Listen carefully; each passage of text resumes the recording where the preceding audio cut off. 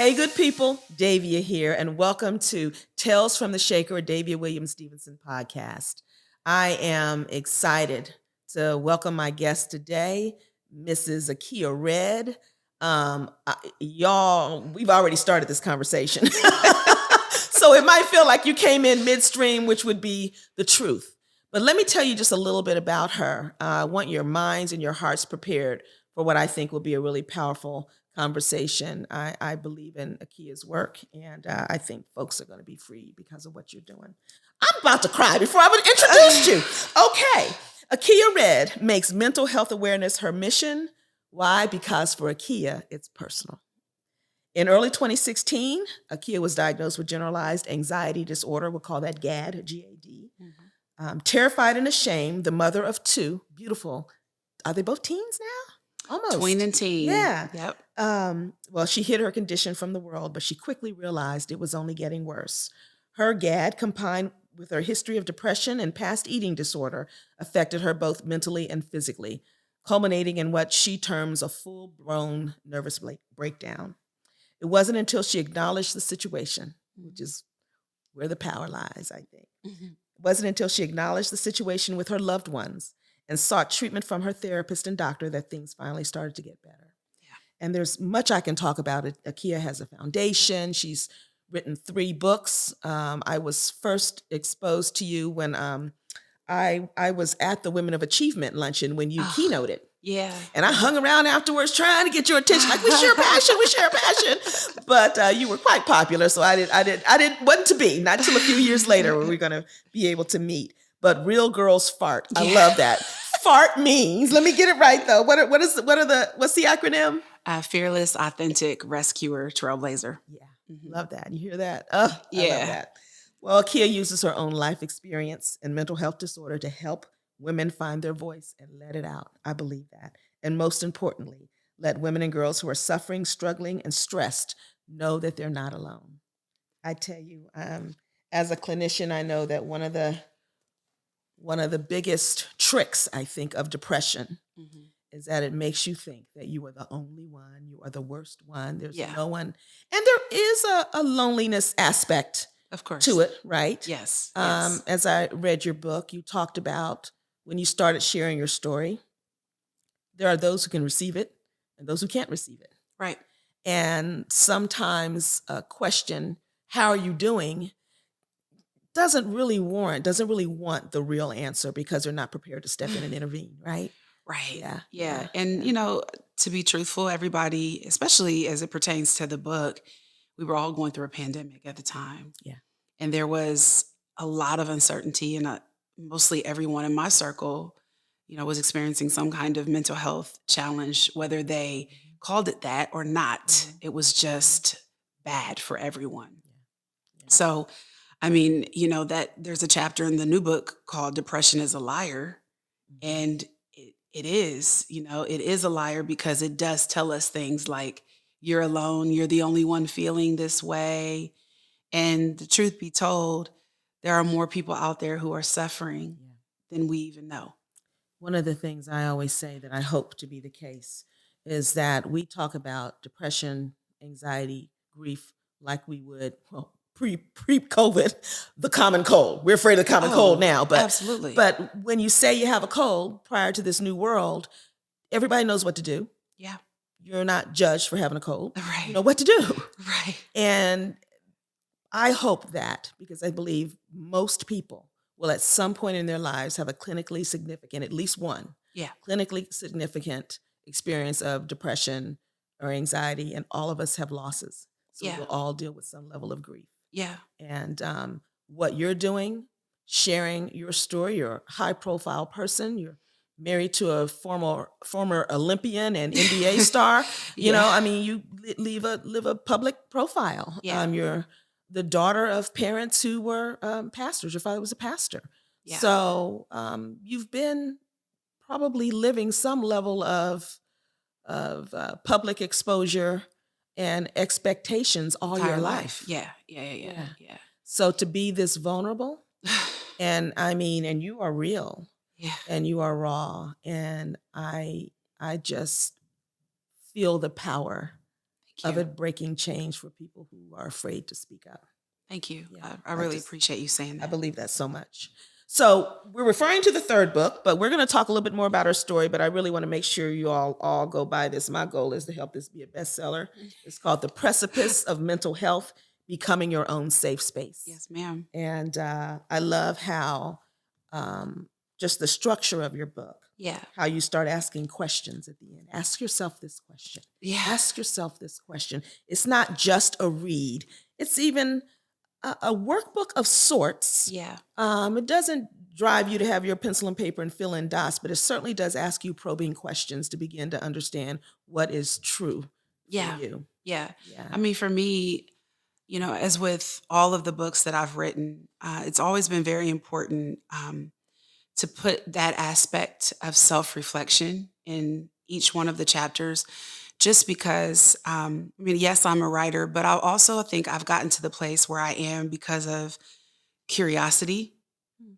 And I think that, we're young, and a lot of us are taught that curiosity is what kills the cat. And I wholeheartedly disagree with that. I actually think that curiosity is one of the missing elements in, how our kids are developing right now.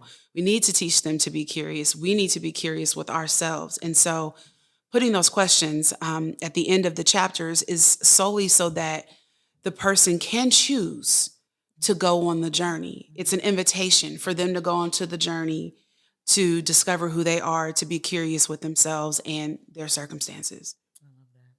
So I want to talk a little bit about your journey. Yeah.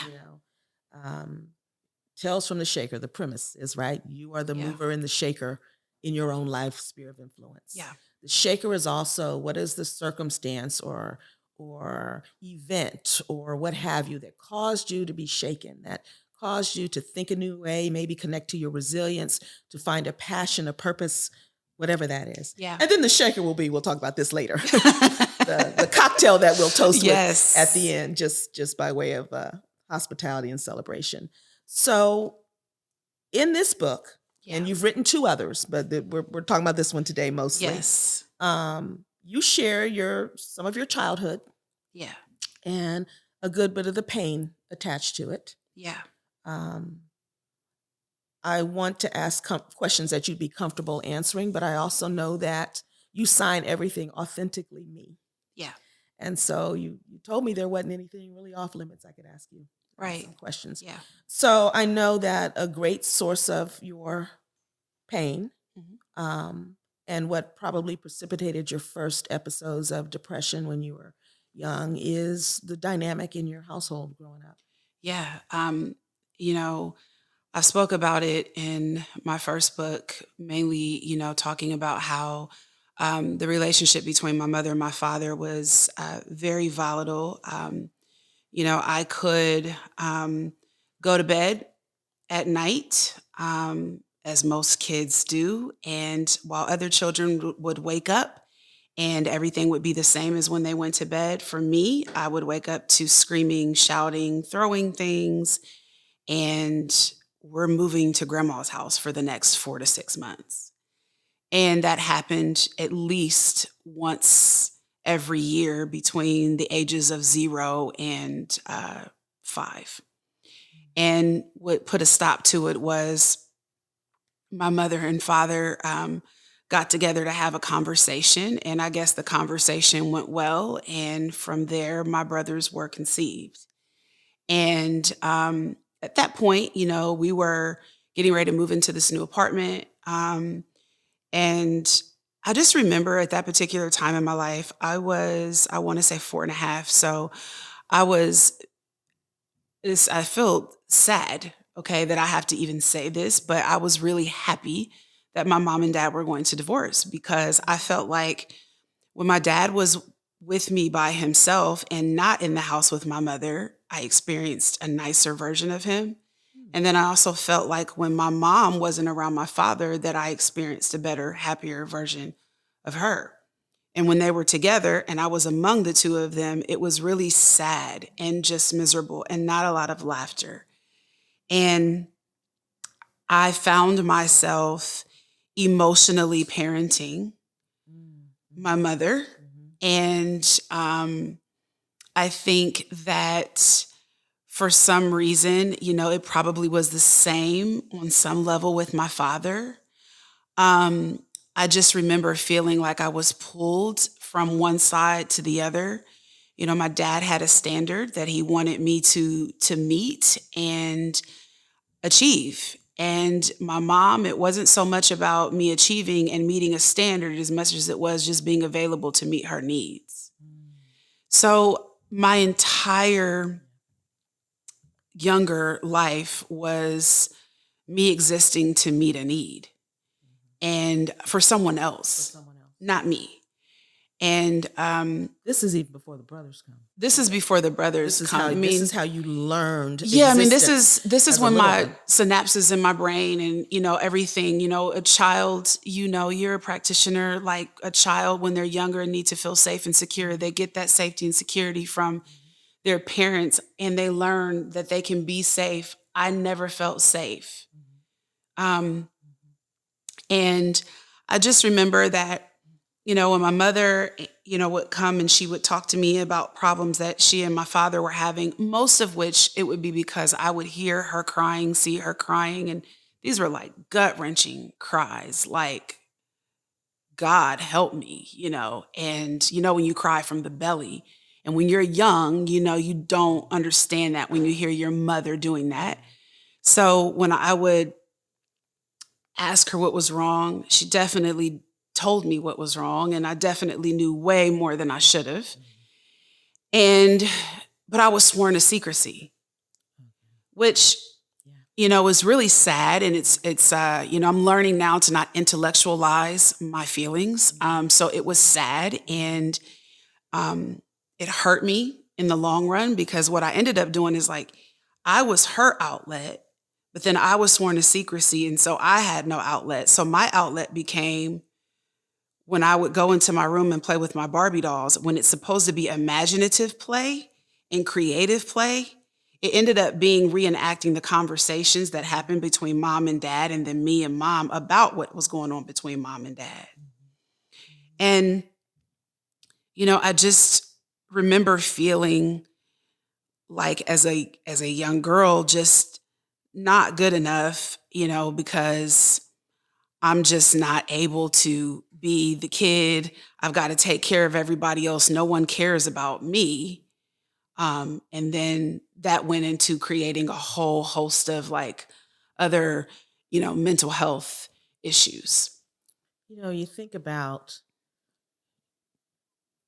kind of the norm or the fantasy Yeah. in family lore, so to speak, is daughters are princesses, daddy's Yeah. little princess, and that you didn't get that. Um, um, Makes me sad. it's sad. It's Yeah. sad. It's unjust. It's all of those things. Yeah. And that's why when I read this book and sit across from you, knowing how your identity formation was rooted in trauma and usefulness. How useful am Yeah. I? Mhm. You know? Yeah. And to have seen glimpses, Mhm. as we were talking about this, the first time I've seen you in person, though we've been connecting for about 9 months. And see what you're doing, how you're sharing your pain and your healing, not just the Yeah. pain, Right. your healing, Right. which will be ongoing, Right. right? Right. With others. I love the idea of, I remember someone saying to me, start ugly, but start. And Right. so I know you've told the story many times, and you've come a long, long way in your healing. Yeah. But you can still feel that little Achea. I see the moisture in your eyes. Mhm. It's real. Yeah, because I think what happens is like, before when I told the story, it wasn't that I wasn't connected to it. I think that there was still a part of me that was hopeful that it would come. Okay. And I think Hopeful that the connection would come, or hopeful that things would change.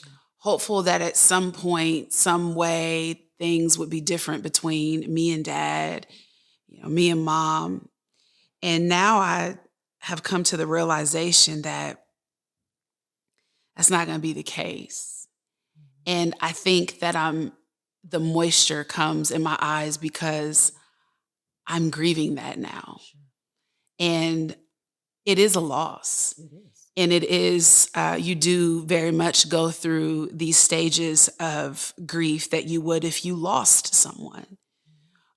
Because I am grieving the loss of my childhood and my innocence that I'll never get back. And that alone, makes me tear up probably more than anything. And then, grieving the loss of just the fantasy of the relationship that honestly I deserved, and the crazy part about what you were talking about little girls being daddy's princesses, and it's so wild because when I hear you say that, my dad, if he were here, he would say that to him I was. And he would say that to other people. But I very much didn't feel like I was.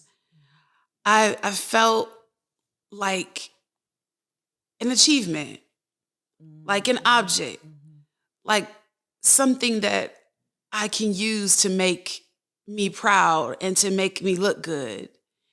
And so I don't know, it's just, man, I never even thought of it like that, but those would be the things that he would say. And I think that was what was so crazy making, is that whenever I would go and try to have these conversations, even as an adult kid, the invalidation of just, no, it was never like that. And I'm like, this is why I say in the book, very famously, might I add, I say this to people all the time,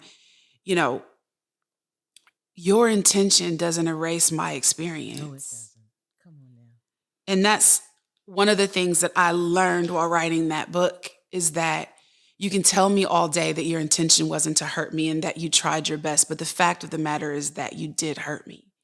And so right now, what I need in this moment is for you to acknowledge and validate that I am hurt, and not try to justify and explain what your intentions were. And I never have gotten that. I still don't have that, and it's been difficult to have to accept the fact that I may never get it. You may not. Yeah. And matter of fact, at this point, I would say it's probably likely that you won't. Right. But what are you going to do with it? Right? Do you get bound by, do you need that man's validation? Do you need him to, I know that we often feel that if the offender would just acknowledge and apologize, that my healing could begin. And that really isn't the truth. No. Well, if that was the truth, I definitely wouldn't be sitting here. I definitely wouldn't be on book 3, It's really, it's interesting. And I'm going to say this because I haven't shared this publicly. This was something that came to my mind like a week or so ago. So you are getting it hot off the presses. Okay. But, the first 2 books were much smaller than that book. And that book is larger, yes, because I have more to say, but there's also more growth. So like metaphorically, there's been more growth. That's why it's a bigger book. Because there's more to say, there's more to talk about. In fact, there's more growth right now than there is even pain. I actually can look back and say that. And what's also really cool is that I know this is a podcast, but we've got a video. So if you want to pick that up, so you look, there is a little man, but it could be a woman. I'm a woman. And the cliff that little person is standing on is the color orange. What's really interesting about that is that color orange is my father's favorite color. Now, when I was doing the book and picked the cover, didn't even put 2 and 2 together, that was what stood out to me. Wow. And so then you look, I'm falling off of the orange cliff. Foot's hanging over. Right? So I'm getting ready to jump. I'm getting ready to because you know why? because I'm getting ready to become my own safe space. I'm learning that being my own safe space, that means I've got to come off of what's been holding me. And for me, that's what healing looks like. Like a lot of people are like, no, don't jump, don't jump. Sometimes you have to fall off of that cliff. You have to jump, because what I did is I knew that I was a safe space to land. Okay, I just need to hear that again. You know, You knew that you were a safe place to land. yeah, in writing that book, yes. I wasn't, and I haven't always been. I mean, think about it. You know, when I talk about my story, you know, of having this eating disorder, you know, even still to this day, you know, recovering from what I was diagnosed with was atypical anorexia. And for people who don't know, you're a clinician. So, right, really it's the more common one, because it's the people who are, you know, normal weight, overweight, but they have anorexic behaviors, restrictive behaviors where they diet. And I did purge, you know, so I apologize if I'm triggering anyone, but I did use laxatives to purge, a lot of cleanses, a lot of enemas. And, you know, the body dysmorphia. So, like, legitimately, even now, what people see outside of me, what you're looking at, I look in the mirror and I see and feel like I am way larger. I don't see what people see. And I asked my therapist, because I was really frustrated, why? And she says it comes from trauma. It's a trauma response of, you know, always feeling like you need to make yourself small. You need to shrink yourself. And so what I like to tell people is that it's never ever about the food or the weight at first. It becomes about that when you start getting recognized and noticed and praised. Yeah. But initially for me, what it was about was making myself small, trying to shrink my emotions, trying to be noticed. Like, I'm the kid here. I'm the kid here. And instead, I got praise. Oh, you look really good. Oh, you're thinning out. Oh, I look at those womanly curves. And very inappropriate, by the way. Okay. And so I got wrapped up into all of these behaviors and things like that. But I was, you know, on that cliff that I call my dad, my family, not just even my dad, but my family. That cliff represents the church as I saw it, God as I was programmed to see him, mom, dad, family dynamic. And now I'm off that cliff and I'm down on that safe space, which is myself. Yourself. Yeah. Wow. I know. I feel like, where's the audience? Kind of thing. It was just so powerful. There's a couple, I got all kinds of markings in your book. It's funny that I went to the one about safe space. You said, today the home I share with Michael and our kids is my place of refuge. Yeah. I don't look to people to be my safe space. Mhm. I look to myself to be my safe space. Yeah. However, there are other people to whom I consider safe people, Mhm. and that's good. I have an external safe space and started by diving into what makes me happy. Yeah. Yeah. Yeah. Yeah. So the family you've created, what you've talked about periodically in your book, you mentioned Michael a lot. Yeah. I don't know Michael. I would love to someday. But seems like a very loving, very present He's all right, man. you know. Like Yeah. he's a He's a keeper. He's a Yeah, keeper. he's a keeper. Yeah, I know. Everybody got their days. You know, I always No, say, I love that man. I know you I do. truly love him. And it sounds like he truly loves you. And even in his attempts to be present at times, he Yeah. missed. Yeah.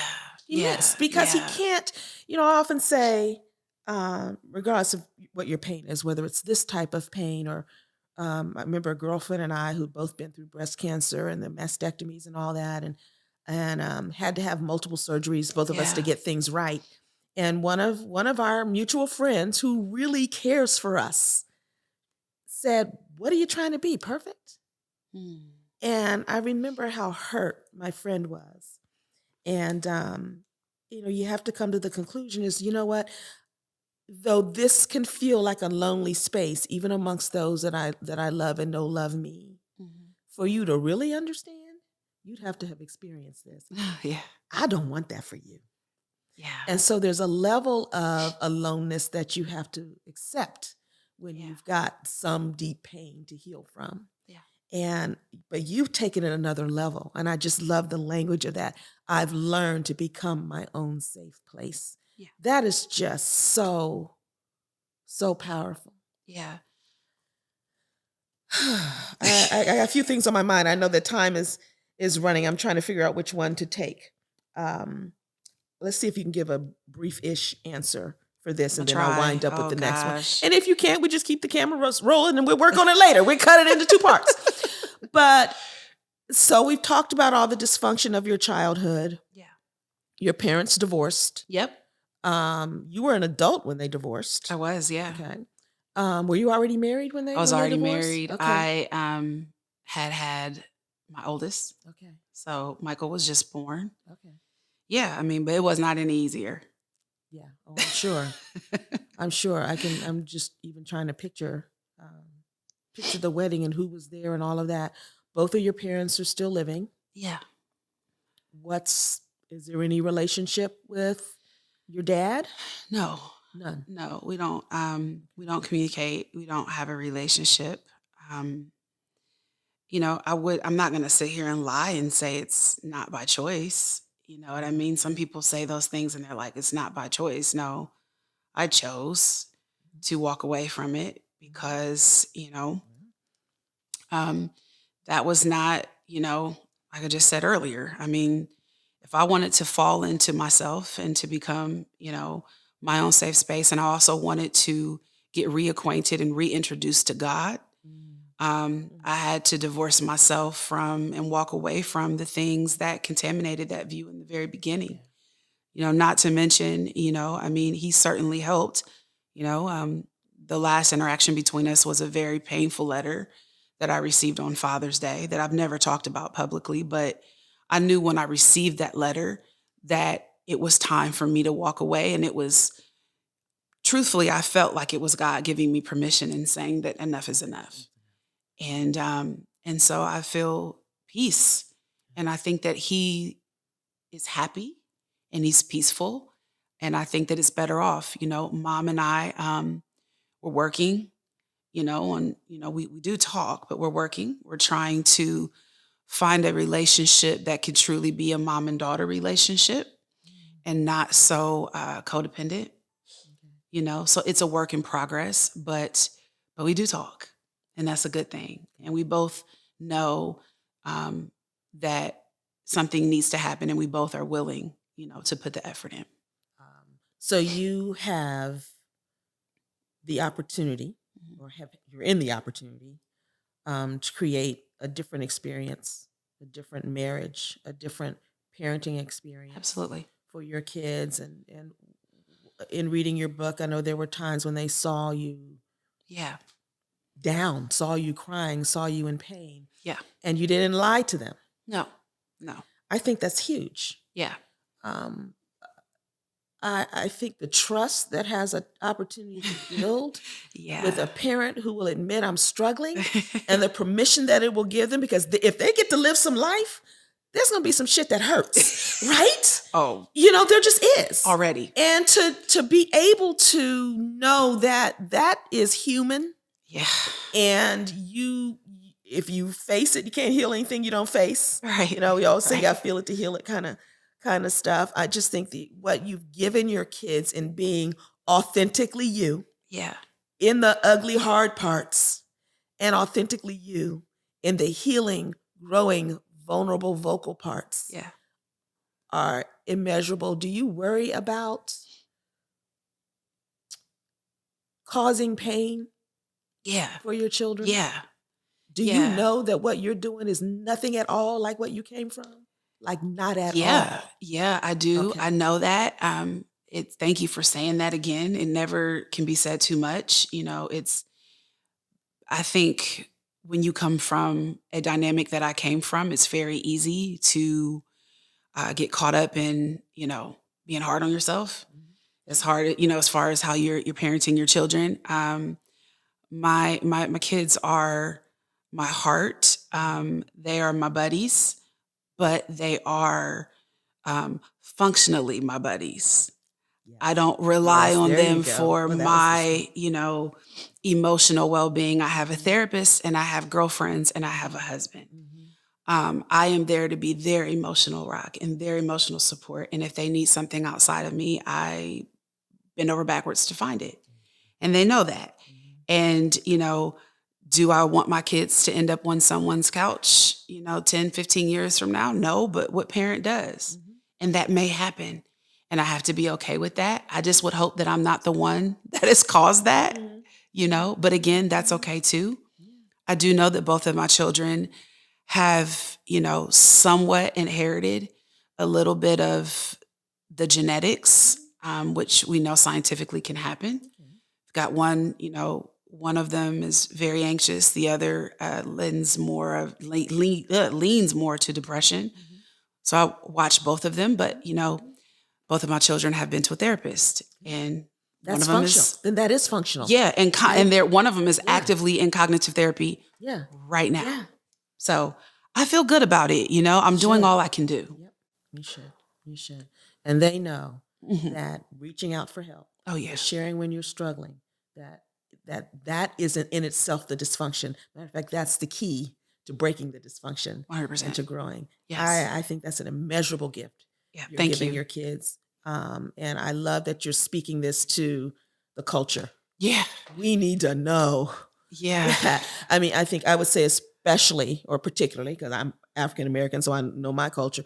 We we go to the pastor. You couldn't have done that one, right? And our and I want to be careful because I don't want to in any way demean the gift of spiritual guidance at Right. all. I understand.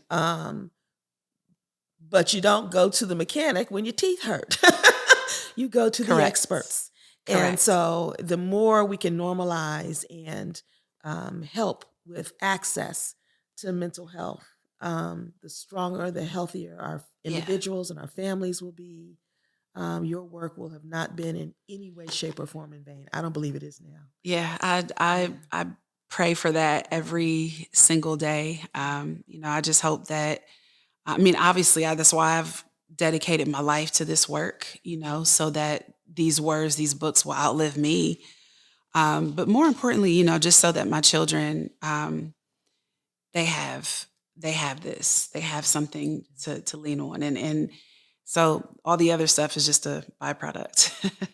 Well, we're going to wrap up. But I want to say one of my No. favorite things about your book is that it is dedicated to yourself. Come through now, okay?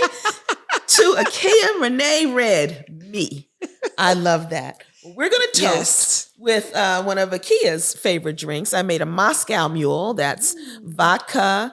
I put a tiny bit of simple syrup in it because I don't know. I just did today. Ginger beer, extra lime for Miss Achea because she liked extra lime, and just garnished with a little mint that I beat up a little bit. So cheers. Cheers. Thank you for sharing Thank you your for story having and your me. time with me. We got a Yes, drink. we got a drink. Mhm.